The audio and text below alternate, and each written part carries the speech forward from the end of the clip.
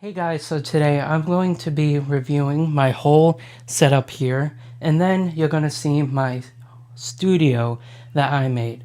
So let's get started. We're going to start with the right and move all the way to the left because everything is to the left. So here we go.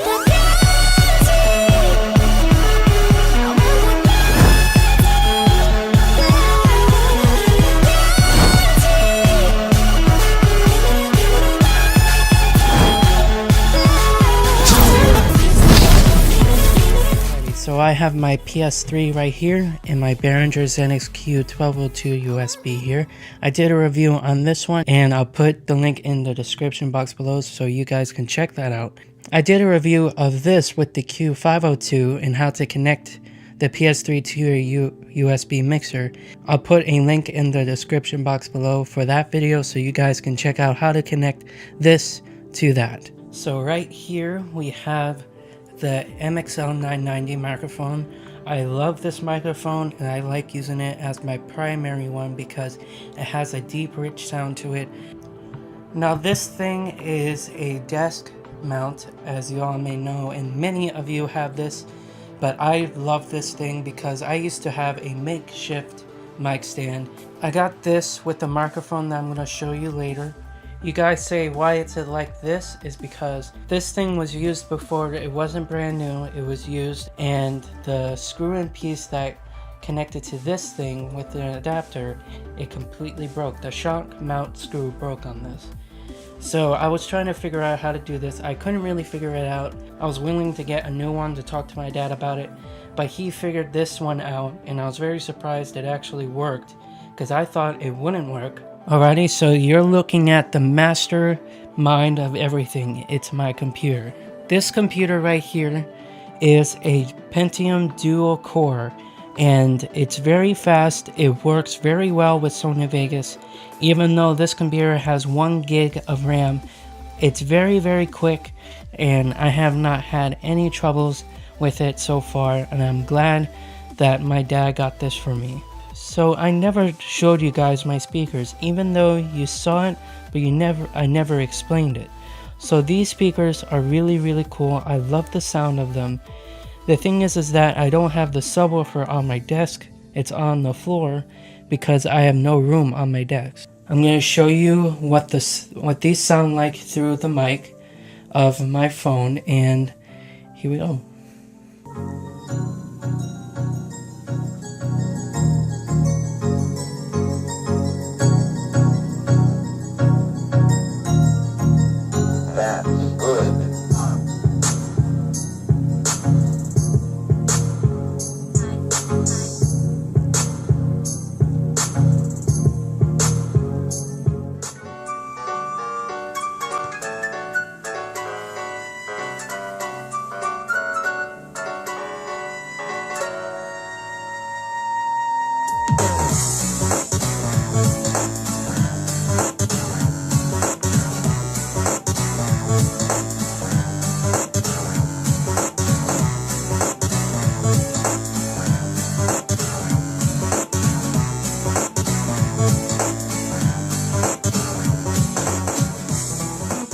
So as you can see, these speakers are super good. They don't have a very high bass to it, and it's so overpowering. Even though my subwoofer is at max, I love these speakers because it gives an equal sound to everything. It's not too bassy, too trebly, or just too flat out high. Now the moment you all been waiting for. This is my closet studio, homemade. I've been wanting a studio for quite a while like this. It's very small. It's very good for vocals, but I have to open my doors, put this over my doors, then add another blanket in front of it so it will increase the size and I can place an instrument like a guitar. Basically just a guitar because anything else I put in here won't really fit. Now you see blankets. It's a sound absorber. Even though blankets are a fire hazard, I needed something that was like padding, and I didn't want to spend so much money on sound padding. So my dad, he used to record and copyright songs, and he had a little bit of the knowledge of recording and all this, so he thought of using a blanket. Now what I was using legit blankets. I mean, they were very thin and they were wrapped around here, the same thing like this, but my dad thought of a thicker material, which is a very, very heavy quilt. You see this floating in the air is because I'm using a shower curtain rod. Everything here, I'm telling you, was laying around my house, and some things I had to buy. And then I put the blanket through my rack here, and now when you pull this down, it dangles over this thing. Now why you guys can hear me is because I'm using this mic. This mic I actually use for my reaction videos. So this thing is a makeshift mount. This thing right here is for a light. So on a very, very low budget and the stuff I had around, I used. This thing I made a few years ago. I use this so much. This is a pop filter I made and my dad helped me also. It was a YouTube video and it has lasted for a few years because I use this thing quite a lot and I'm very surprised it hasn't even ripped yet. The thing is that I have a saying, but my dad also has a saying. Basically, you have to treat your electronics with respect. And that's what I always do. That's why you don't see this tore up. You don't see anything banged. The only thing that really broke was, as I said, the MXL 990, because that thing was already used. It wasn't brand new. Now, as I said before, with the shock mount, this mic I'm using right now, as you can hear me, I'm using this mic so you can hear me. The MXL 990 is all the way over there. This thing is a Toner BM700. This mic is really good in sound, but the thing is that when I apply effects at it, it doesn't have enough warmth to it. That's why a few of my reaction videos, some of it got loud and some of it got quiet, because this thing, it's not as powerful and not as well built as the MXL 990. Now, purposely for this video, I took out a missing piece of this whole entire studio, which is a music stand.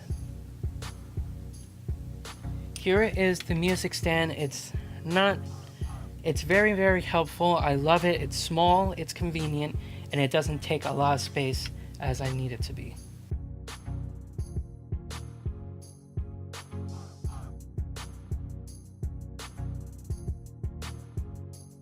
And here is the music stand. It's very, very small and it's very convenient, and I have all the space over here so I can still just record myself and everything. One more thing before I wrap this video up is that I use an app on my phone. I cannot show you right now because I'm recording on my phone, and it's called Google Remote. Now this thing is very, very useful because I usually shut these doors and then I close this thing, and every single time I screw up or do something wrong or I forget to hit record, I can actually use Google Remote from my phone, and it connects to my computer, and I can easily from my phone just press record or do anything on my computer while I'm in here. Now the thing is that when I close everything here, the doors, and when I put the blanket down, it gets super, super dark in here. We used to have an LED light that the thing was is that we could not get the battery case open because it got soaked in water and it rusted shut. So my dad decided to save the LED and throw everything out. And then we have a wireless phone, and then my dad grabbed a battery from a wireless phone around my house that was bad. So my dad figured that there is positive and negative leads on the LED, and then there's positive and negative female connector on the battery. So my dad decided to plug the LED into the battery, and it lit up. And here it is. Here's the battery that is bad, and then here is the LED light. I usually have trouble finding the positive and negative on this thing because when you plug it in, it doesn't turn on. Then when you flip it the other way, it turns on. So let me show you, it actually works. It works. It's really, really, really, really convenient because I don't have to have my phone battery shine and I have to place it somewhere or anything. All I have to do is connect this right up here. I have a rack up here, and I shove this battery up into the rack, and I adjust the wire to the paper that I can see the writing, and I'm actually good. This thing is very, very useful, and I love my dad because he thinks of almost everything that I have never thought about. Now, for the record, that I am not tall at all. I'm actually 5'4", so this thing actually really fits me. Anyways, guys, this is gonna wrap up my review of my desk and my studio, and I really wanted to do this for quite some time. I did do a review of my desk before, but that was a few years ago, and everything changed with my computer and the mixer I have. Anyways, guys, I hope you enjoyed this video, and this is the Techman signing off. See you later, guys.